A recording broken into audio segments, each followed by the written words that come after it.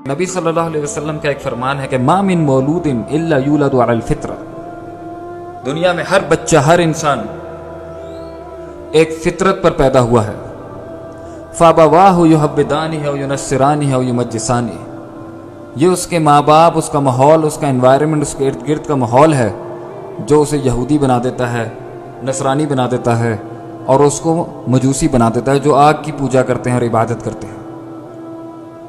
نبی صلی اللہ علیہ وسلم کے اس فرمان میں بہت بڑا پیغام ہے ہمارے لیے، اور مسلمانوں کو بھی بڑی کنفیوژن ہے اس چیز کے اوپر کہ آپ یہ بتائیں کہ اس کا کیا قصور ہے جو کسی کافر کے گھر میں پیدا ہوا.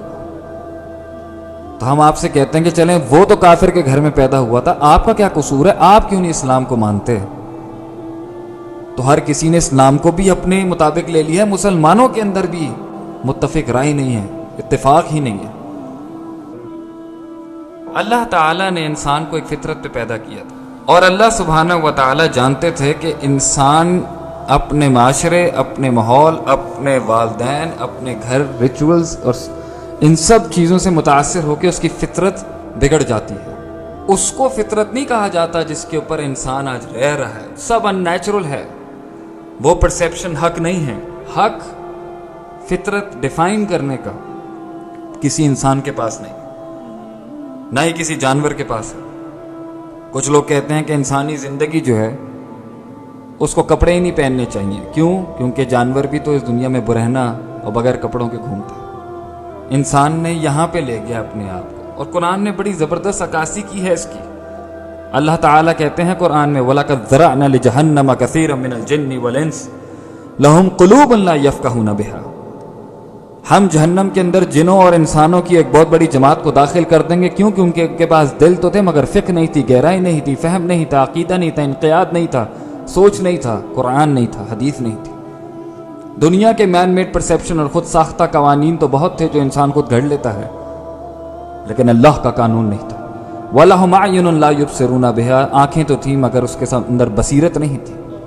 ظاہر دنیا کو بڑا سمجھ میں آتا ہے ان کو، يَعْلَمُونَ الظَّاهِرَ مِنَ الْحَيَاةِ الدُّنْيَا، دنیا کا ظاہر ان کو بہت سمجھ میں آتا ہے. وَهُمْ عَنِ الْآخِرَةِ هُمْ غَافِلُونَ، مگر اس کے اندر چھپی ہوئی جو حقیقت ہے آخرت اور اس کا ایک حساب کتاب اور یوم البعث، جب انسان کو کھڑا کیا جائے گا اور پوچھا جائے گا کیوں کیا تم نے یہ، من ربک من نبیک وما دینک، رب کون تھا، نبی کون تھا، دین کیا تھا، کیا لائف سٹائل اپنایا تم نے اس دنیا میں، کس کو تم نے فالو کیا، نہیں، غافل.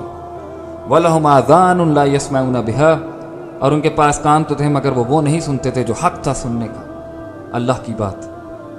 انہوں نے انسانوں کو ہی سن لیا اور اس میں سے ابلیس کو بھی سن لیا، اور گانے بجانے، ساز باجے، ان مراسیوں کو سننا شروع کر دیا جن کے پاس کوئی فکر نہیں، کوئی تھاٹ نہیں، کوئی ڈیپتھ نہیں.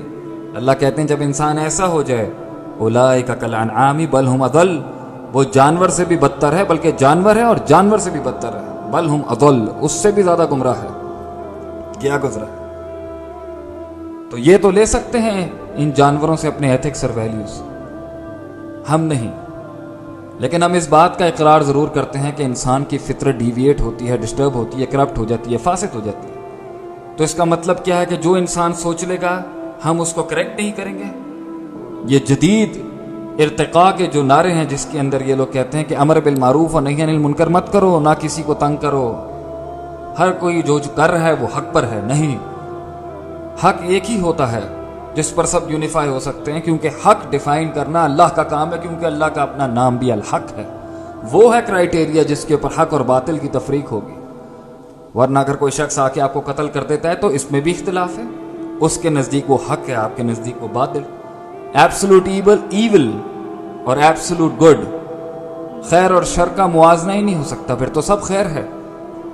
اس لیے اللہ تعالیٰ نے قرآن میں کہا تھا فَأَقِمْ وَجْهَكَ لِلدِّينِ حَنِيفًا فِطْرَةَ اللَّهِ، اور اپنے چہروں کو اس حنیف دین کی طرف پھیر لو جو اللہ کی فطرت ہے، الَّتِي فَطَرَ النَّاسَ عَلَيْهَا، جس پر اللہ تعالیٰ نے انسان کو فطر کیا تھا، یعنی اس کی پیدائش اور تخلیق کی تھی. وہ فطرت اس دین میں ہے. لا تبدیل لخلق اللہ، اللہ کی تخلیق میں تبدیلیاں نہیں ہوتی. ذالک الدین القیم، اور یہ ایک قیم اور ایک مستقیم دین ہے.